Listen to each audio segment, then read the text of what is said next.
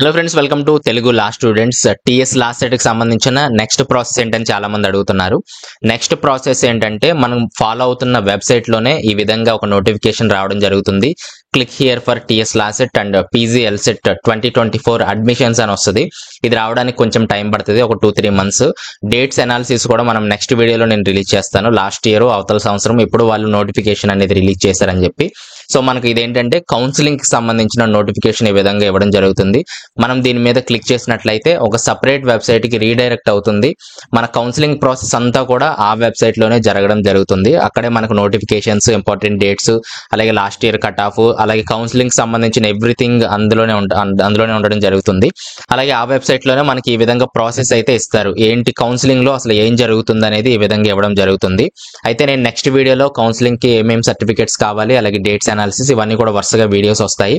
ఇప్పుడు ప్రస్తుతానికి just counselling process లో ఏమేమి ఉంటాయి అవన్నీ కూడా ఇప్పుడు చూద్దాం ఒకసారి. సో ఇక్కడ క్లిక్ చేయగానే వెబ్సైట్ ఓపెన్ అవగానే ఈ ప్రాసెస్ చూద్దామండి. అసలు కౌన్సిలింగ్ అంటే ఏంటంటే ఫస్ట్ మనము రిజిస్ట్రేషన్ అనేది చేసుకోవాలి. మీ డీటెయిల్స్ అన్ని ఇవ్వాలి, మీ హాల్ టికెట్ నెంబరు, అలాగే ఇవన్నీ బేసిక్ డీటెయిల్స్ అన్ని అడిగిన తర్వాత వాళ్ళు ఆ ర్యాంక్ కార్డ్ ఇవన్నీ రిజిస్ట్రేషన్ చేసుకున్న తర్వాత మనకు రిజిస్ట్రేషన్ లో భాగంగానే ఒక ప్రాసెసింగ్ ఫీ అనేది పే చేయాలి. మీరు స్టార్టింగ్ లో అప్లికేషన్ కొరకు దాదాపుగా 1000 వరకు పే చేశారు కదా, ఇప్పుడు కూడా అంతే ఉంటుందండి. ఒక 500 to 1000 మధ్యలో మనకు క్యాస్ట్ రిజర్వేషన్ బట్టి ఫీజు పే చేయాల్సి ఉంటుంది కౌన్సిలింగ్ కొరకు మాత్రమే. నెక్స్ట్ అదైన తర్వాత ఒరిజినల్ సర్టిఫికేట్స్ అనేది మనని అప్లోడ్ చేయమని అడుగుతారు. సో ఇవన్నీ కూడా ఆ వెబ్సైట్ లో ఎప్పటికప్పుడు మన వీడియోస్ వస్తానే ఉంటాయి, అలాగే క్లియర్ గానే ఉంటది. అలాగే ఏదైతే కౌన్సిలింగ్ నోటిఫికేషన్ ఇచ్చాడో అక్కడే డేట్స్ అనేది మెన్షన్ చేయడం జరుగుతుంది. సర్టిఫికేట్స్ అప్లోడ్ కి ఈ డేట్ నుంచి ఈ డేట్ వరకు, అలాగే వెరిఫికేషన్ కి ఈ డేట్ నుంచి ఈ డేట్ వరకు, అలాగే ఎక్సర్సైజింగ్ వెబ్ ఆప్షన్స్ ఈ డేట్ నుంచి ఈ డేట్ వరకు అని మొత్తం డీటెయిల్ గానే ఉంటది కాబట్టి పెద్ద ప్రాబ్లం ఉండదు. కాబట్టి మన సర్టిఫికేట్స్ ఏవైతే అడుగుతున్నారో ఆ వీడియో కూడా నెక్స్ట్ చేస్తాను. సర్టిఫికేట్స్ ఏంటనేది అవి అప్లోడ్ చేయాల్సి ఉంటుంది. తర్వాత వాళ్ళు వెరిఫికేషన్ చేస్తారు, ఆన్లైన్ లోనే వెరిఫికేషన్ చేస్తారు, ఫిజికల్ గా మనం పట్టుకొని వెళ్లాల్సిన అవసరం లేదు.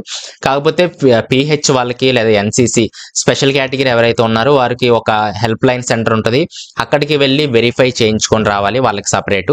మిగిలిన వాళ్ళందరికీ కూడా ఆన్లైన్ లోనే సర్టిఫికేట్స్ అనేది వెరిఫై చేయడం జరుగుతుంది.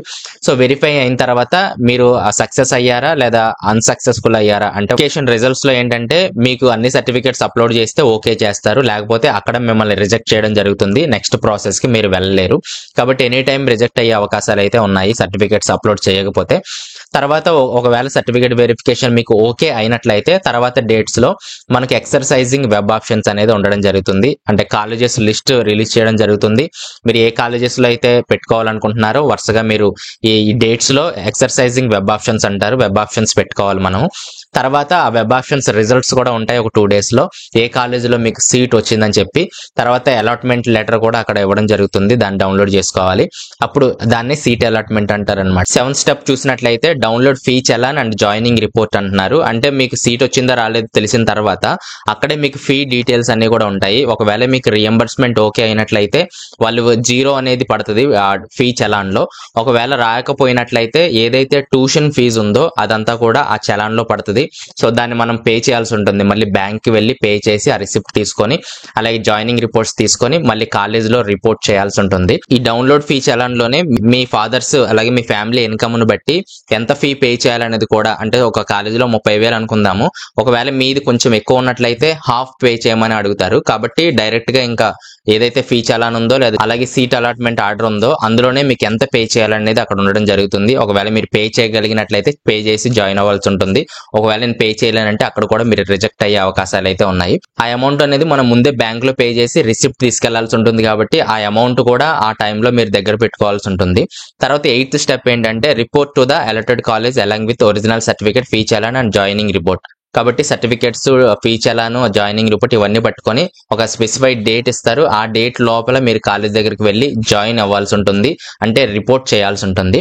తర్వాత 9th స్టెప్ ఏంటంటే verification of original certificate at the allotted college. కాబట్టి సో మీకు ఎక్కడైతే కాలేజ్ వచ్చిందో అక్కడ మళ్ళీ వెరిఫికేషన్ అనేది జరుగుతుంది. అంటే ఇక్కడ మనకు ఆన్లైన్ లో జరిగింది, చాలా మంది జిరాక్స్ కాపీస్ ఏదో పెట్టి మేనేజ్ చేస్తారు, కానీ కాలేజ్ లో జాయిన్ టైంలో ఖచ్చితంగా ఒరిజినల్ డాక్యుమెంట్స్ అన్ని కూడా చూడడం జరుగుతుంది. అవన్నీ ఓకే అనుకుంటేనే మిమ్మల్ని జాయిన్ చేసుకుంటారు. లేకపోతే అక్కడ కూడా రిజెక్ట్ చేసే అవకాశం అయితే ఉంది. తర్వాత రిసీవ్ అలాట్మెంట్ ఆర్డర్, అంటే మీరు జాయిన్ అయినట్లుగా ఒక లెటర్ అనేది వాళ్ళు ఇవ్వడం జరుగుతుంది. అది తీసుకున్నట్లయితే ఫైనల్ గా మీరు కాలేజీలో జాయిన్ అవుతారు. కాబట్టి ఈ రిజిస్ట్రేషన్ ప్రాసెస్ దగ్గర నుంచి జాయిన్ అయ్యేంత వరకు కూడా ప్రతి వీడియో మనది రావడం అయితే జరుగుతుంది. అలాగే చాలా టెన్షన్ గురవుతా ఉంటారు, అలాగే చాలా ప్రశ్నలు వస్తూ ఉంటాయి.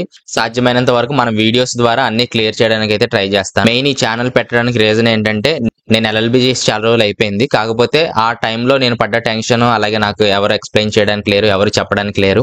అలాగే ఈ రిజిస్ట్రేషన్ ఫీ కూడా అప్పుడు ఆఫ్లైన్ లో ఉండేది, కరోనా కంటే ముందు. ఈ ఫీ పే చేయాలని కూడా నాకు తెలియదు. వెళ్ళే ఒక రోజు ముందు పే చేసి నేను వెళ్ళడం అయితే జరిగింది. ప్రాసెస్ అంతా కూడా చాలా గజిబిజిగా ఉంటది. అందువల్లనే నేను ఈ విధంగా చేసి టైం లేకపోయినా మీ గురించి వీడియోస్ అయితే చేయడం జరుగుతుంది.